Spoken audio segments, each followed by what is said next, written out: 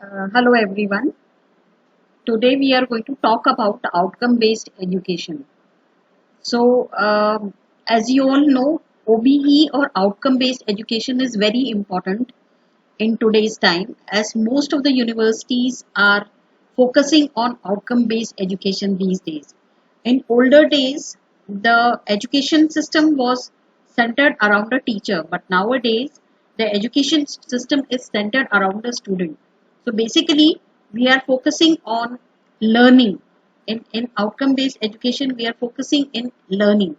So you can define OBE as starting with a clear picture of what is important for students to be able to do, and then organizing the curriculum, instruction and assessment to make sure this learning ultimately happens.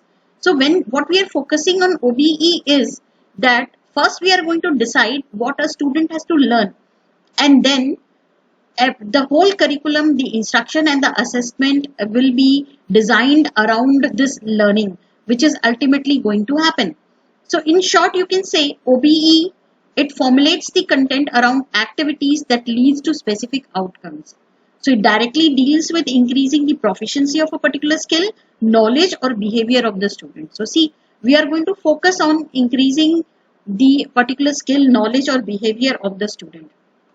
So what is important is not what you teach, but what you learn. So always keep in mind that teaching, along with teaching, what is important is what the student is learning. So OBE basically focuses on learning, and and it focuses on the graduate attributes or outcomes after the completion of an academic program. So what we do is we first see what are the desired outcomes, we determine them first, and then we design the curriculum and the teaching, learning, and whatever strategies, whatever supporting facilities they are designed around these desired outcomes. So the basic principles of OBE are, first, as you can see, it is a student-centric approach because we are mainly focusing on what a student is learning.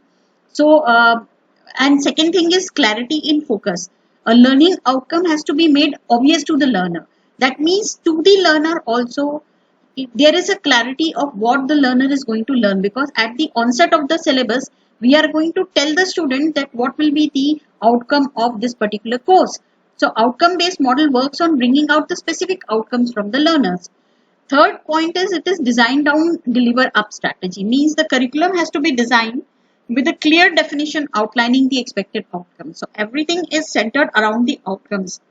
So first we design the outcomes. That means पहले हम outcome design करते हैं, फिर हम ऊपर जाके curriculum design करते हैं. This will pave a way to achieve the expanded opportunities in students' performance.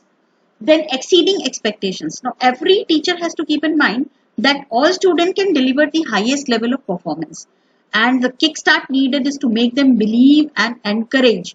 So every teacher has to make his student believe that he can give exceeding expectations and attain a high expectation. So the teacher has to keep a high expectation from his students. This will also give expanded opportunities to the students. That means we have to keep it should be very clear to us as teachers that not all learners learn the same thing the same way and at the same time. So we have to ensure that we have to first keep in mind that every learner is different. Every student is different from the other. They are not going to learn at the same pace. They are not going to grasp the same things together. So we have to keep this in mind and give them expanded opportunities of learning.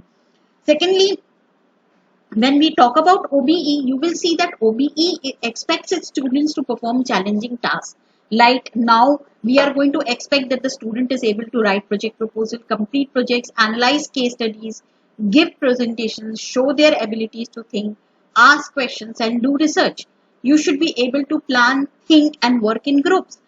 This is done to make the student or graduate become more relevant to the industry and other stakeholders.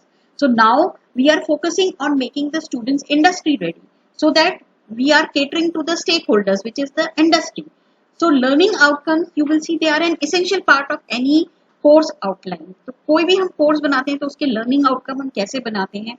Because learning outcomes are going to state the substance of learning and how its attainment is to be demonstrated. आपने जितना clearly अपना learning outcome design किया है, उतना easily आप उसका attainment भी demonstrate कर पाओगे. So in my next session that I will take, I will tell you how to design the learning outcomes using Bloom's taxonomy. Because वो important होता है, how you are going to, what kind of words you are going to use, what levels of Bloom's taxonomy you are going to use. So learning outcomes, they not only serve the purpose of directing the content or the unit of study, but it also helps us, it also links the larger outcomes of learning set by the university. तो आप जो भी course पढ़ाते हो उसके learning outcome हमेशा हम map करते हैं या हम लिंक करते हैं to the larger outcomes of learning by the university. तो कोई स्पेसिफिक ग्रेजुएट एट्रीब्यूट से हमेशा वो मैप होते हैं. Now what is the difference between outcome and objectives? तो ऑब्जेक्टिव की जब हम बात करते हैं तो इट इज टीचर के सेंस में करते हैं. That means the intention on the part of the teacher. जैसे कि objective of this unit are, but the outcomes are like when you say by the end of this unit you should be able to do this, then the latter statement, it states the outcome, and you will see that outcome is more powerful in informed teaching and learning. So we are going to focus on the outcome statements which clearly defines the intention and focus on the learner and his performance. तो जब भी हम focus कर रहे हैं learner और उसकी performance पे, तो हमको एसेस करना भी आना चाहिए. That means we should always be able to see whether we have attained the outcomes which we had defined or not. And learning outcome always has to be unambiguous. ऐसा double meaning का कोई भी हमारे पास outcome नहीं होना चाहिए. Unambiguous होना चाहिए, क्लियरली स्टेटेड होना चाहिए, क्लियर होना चाहिए कि what the learner is expected to achieve and how he or she is going to demonstrate that achievement. So there are number of rules and बहुत documentation आपको मिलेगा in defining the outcomes. Keep in mind that any course or any subject can have generally has 4 to 5 statements for a particular course. और बहुत clear, specific और measurable outcomes होने चाहिए. If you feel that a particular outcome is not measurable, then please change the language and redefine the outcome. So you have to link the graduate attributes to the learning outcomes. So that part also I will take another session to tell you how you are going to link your learning outcomes to the graduate attributes. So whole assessment process, it examines the extent to which the students have achieved what was the purpose of teaching the subject and whether the student has achieved or not. तो हमको ऐसे ही frame करने हैं हमारे outcome. Any good teacher will have these two qualities which you can see in red, that through frequent assessment and feedback, any effective teacher will assess what they are doing in the class and whether their students are really learning. And secondly, they will also try to anticipate the topics and concepts that will be difficult for their students and to develop teaching strategies that present these topics in ways that their students best understand. तो अगर आप अच्छे teacher हो तो दो चीजें आपको करना जरूरी है. First, you take frequent assessments and feedback so that you are able to know whether your students are learning or not. And secondly, you should always anticipate those topics which will be difficult for a student to learn, and you should devise methods to make this learning easy for the student. They are easily able to understand those difficult topics. तो जो ये teachers होते हैं, they make a special point of becoming familiar with the students' preparation. Any good teacher will know how well their students are prepared, what is their knowledge level, what are their abilities. And normally कोई भी एक अच्छा teacher है, it gives a lot of time, thought and planning into preparing assignments, developing lectures, designing lab practicals, structuring discussions and writing test questions. So these are important. When you are a good teacher, you have to give time to prepare all these things for your students. So learning, keep in mind that it is a cumulative process. So whenever each piece of information is added to what the student already knows. So at the beginning of every course, you have to, as a good teacher, you have to gauge what the student's prior knowledge of the subject is, whether he has taken the prerequisites or he has not taken the prerequisites. If there are any gaps, you have to fill in those gaps so that the student is able to understand. And that you can do by taking a short quiz prior to starting your syllabus. You can take a short quiz or a test to gauge a student's level. And even during the course of your subject, you should always take frequent diagnostic mini quizzes so that you are able to identify which students are keeping up with you and which students need help. These quizzes will also help the students to identify the areas on which they need to work. Not only the teacher, but the student is also identify the areas on which he or she needs to work.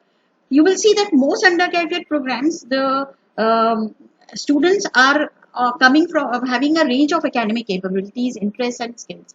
So individual students will not make a uniform progress. Keep in mind that every student is going to progress at a different pace.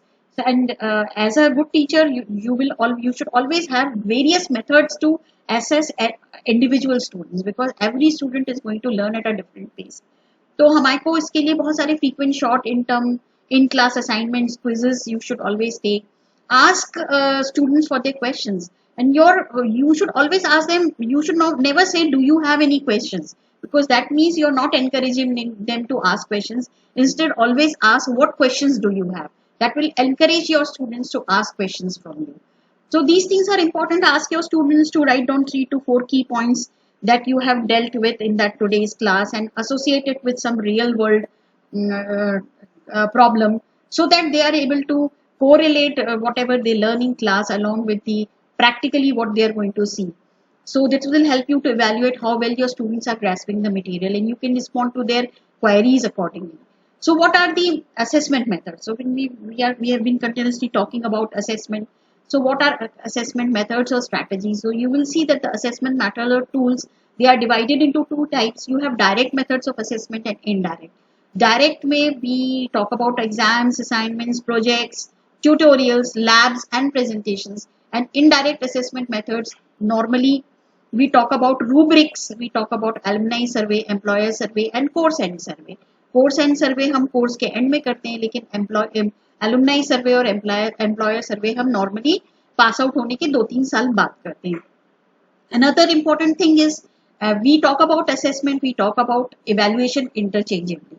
So what is the difference between the two? You will see that assessment, it deals with data collection with a purpose. So when I talk about assessment, I am going to talk about numbers, I am going to talk about tangible things, I am going to talk about what questions, what do students know and what can they do. While evaluation means when I am adding some value, कुछ student की knowledge थी, उस student की knowledge में मैंने कितनी value add करी, how much more I have been able to enhance his knowledge. That is evaluation. So why assessment and evaluation is important for a teacher? First is, it is for the accountability. Every teacher is accountable for what he or she is teaching, to demonstrate that goals or expected outcomes have been met, to help measure change or impact, and to help identify and chart out necessary corrections as a course evolves. So these 4 things are important for a teacher, and hence assessment and evaluation is very important. And when you are going to assess, see, you are going to assess whether your course outcomes are met, or you are going to measure the course attainment at the end of course completion. Program outcomes upon graduation, and program educational objectives are normally assessed few years after graduation. That means 4 to 5 years down the line. So these are the things which you have to keep in mind. And thank you. And in the next session, next series, I am going to talk about how you are going to design the learning outcomes, what are PEOs, POs and PSOs, and what is Bloom's taxonomy. So thank you. And